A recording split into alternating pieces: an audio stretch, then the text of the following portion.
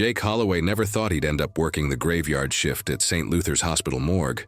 But after losing his EMT job in a car crash that shattered his leg and his confidence, the silence of the morgue felt like a blessing.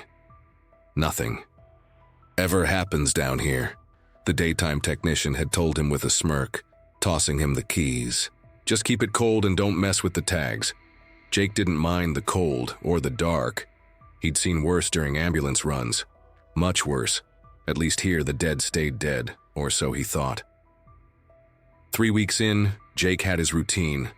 Lock down, check the temperatures, log any new arrivals, prep the gurneys, microwave his dinner, then kill time scrolling on his phone until sunrise. It was 2:43 a.m. when he heard it for the first time. Jake, he spun around, nearly dropping his coffee. The corridors were empty. The lights flickered once, buzzed faintly, and then stabilized. Probably just his brain playing tricks. Lack of sleep, maybe.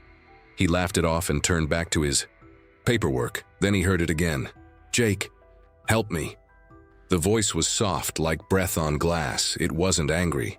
It sounded lost.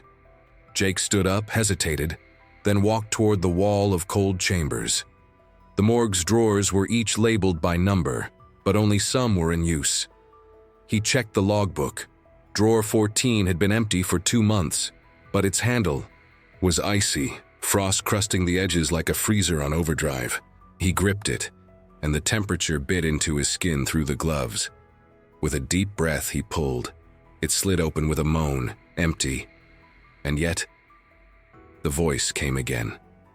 You took my name. Jake backed away, heart hammering. He hadn't seen any movement, no shadows.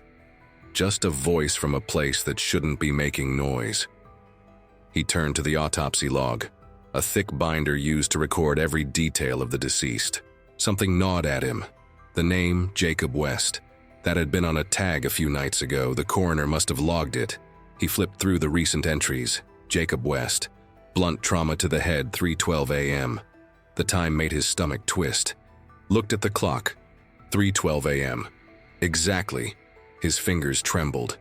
He looked again at the tag of the most recent body, just brought in hours ago. Name, Jacob West. But Jake was Jacob West, his full name. The same date of birth, the same blood type. The emergency contact was his own mother. The newest body was still zipped in a body bag, lying in drawer 7. Jake, now fully panicking, pulled the drawer out and opened the bag. It was him. The body. Inside had the same scar above the eyebrow from the crash, the same tattoo on the right wrist. No time to die. But the eyes were wide open, lifeless, staring back. No, I'm not dead, Jake whispered, stepping back. I'm alive. This is a mistake, some kind of nightmare. But the body's mouth twitched. Help me. The lights went out, the room plunged into pitch black as the air turned frigid. Jake reached for his phone, but it was dead. Every sound was amplified in the silence. His breathing, the humming freezers, and then the dragging of metal. The drawers were opening. One by one, Jake turned, heart racing, and saw faint outlines of bodies sitting up in their trays, eyes glowing faintly, mouths whispering, You took my name. You're not supposed to be here. You died 2 weeks ago. Don't you remember the crash? Jake screamed, backing into the wall. I survived, I walked away.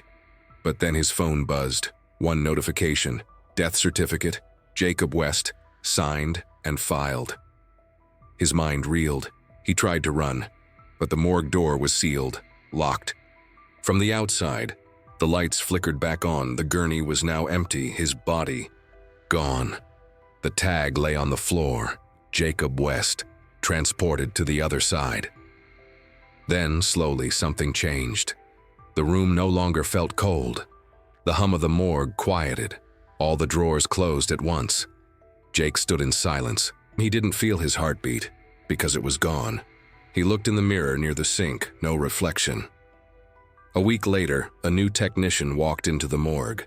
She was young, bored, and ready to collect her easy paycheck.